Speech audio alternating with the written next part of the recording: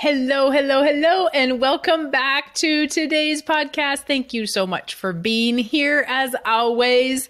Hey, if you guys want to share the podcast, please do that. If you want to leave a review, please do that. I would appreciate it. Today is going to be a day of reminders. So many people have read the book and they have their policies.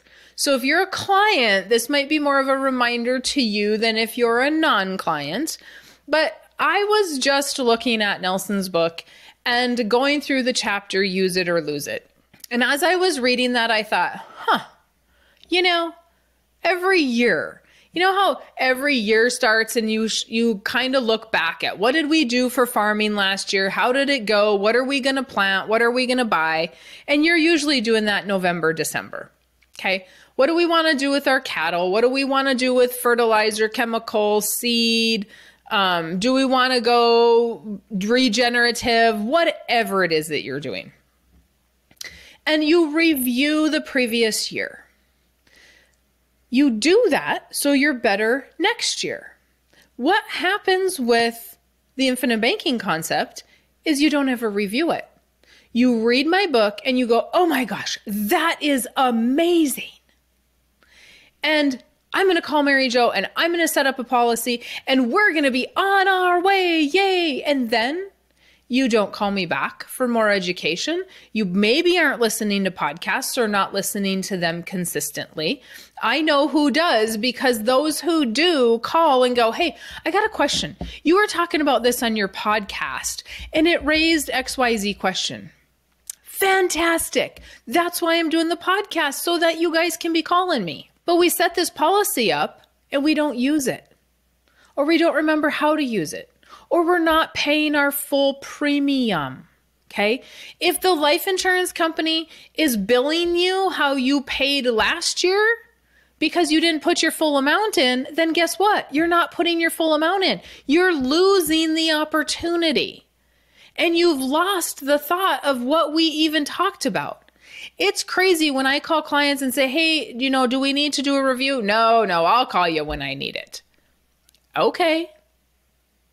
I had a client call the other day and they're like, what do you mean we're not paying our full premium? Nope, because you didn't pay the full premium last year, so they didn't bill you differently.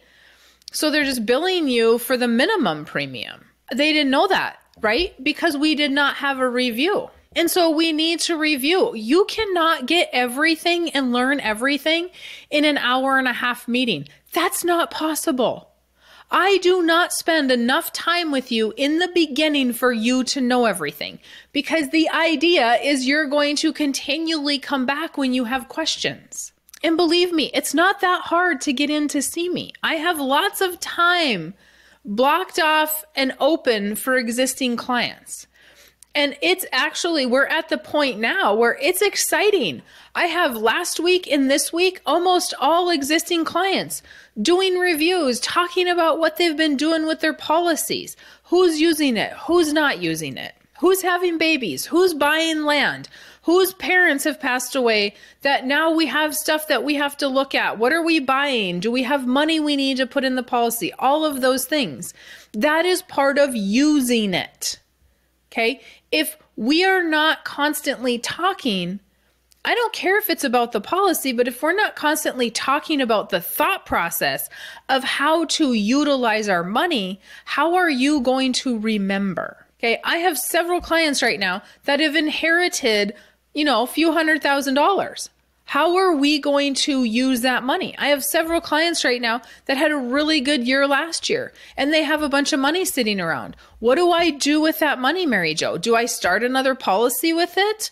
Do I use it as cash? What do we do? And I'm not going to tell you an answer on here. I'm sorry, but everybody's situation is different. We have to reread the book and reread the book. And if a client comes to me and says, well, I want another policy, but I don't know how I'm going to pay for that policy. There's no way we have the money to start another policy. Well, what are we doing to create cash flow? What are we doing and what questions are we asking? Are we saying, how can I do this instead of I can't do this? And I have talked about all of these things in other podcasts over and over and over and over. And I really do believe I sound like a broken record. But that broken record is what you need to keep it fresh, or you're going to lose the idea of the concept. If you are talking about a rate of return, if those words leave your mouth, you have the wrong idea of what we are doing here. I don't care about the rate of return at all. The only reason you care about the rate of return is because all the noise is telling you that's important. Rate of return means nothing. You know what matters? Cash flow. What are you doing with your money to create cash flow? If you're putting it in an investment, it's gone. It's an or asset. You put it there or you do something else with it.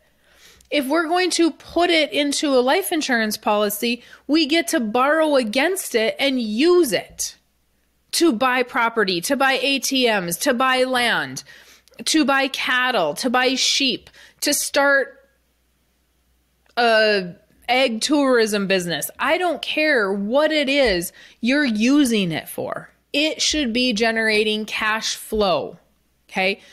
A 401k, an IRA, all the noise is saying, put your 3% away so you can retire. 3% is not going to get you past 1 to 2 years of retirement. Any numbers I've looked at, you're maybe going to have 2 years of retirement.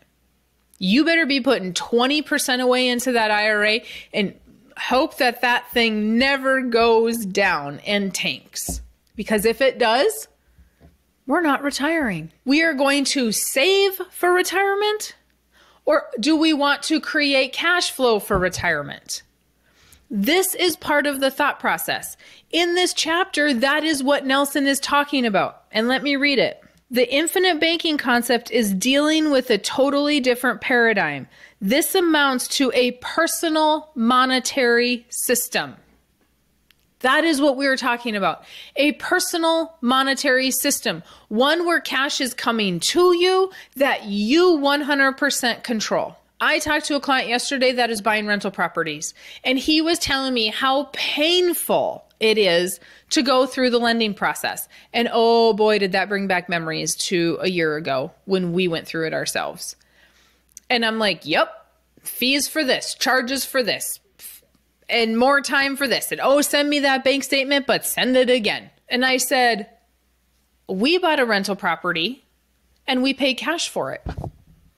Cash. Smartest idea in the world? If you look at the rental world, nope, absolutely not. They would tell me to cash, refi that, and get my cash out of it. And believe me, I have tossed it around and tossed it around and tossed it around. And I cannot bring myself to do that because I'm sick and tired of dealing with the banks and the silly questions. And it's a change in thought process because it is that simple. You use it or you lose it. Keep educating yourself on the concept. If you are going to read my book and go to an agent who is not infinite banking certified, you are as much to blame as the agent that sold you the policy. Because the policy is not the answer. It's the thought process about how to use the policy, the thought process around money.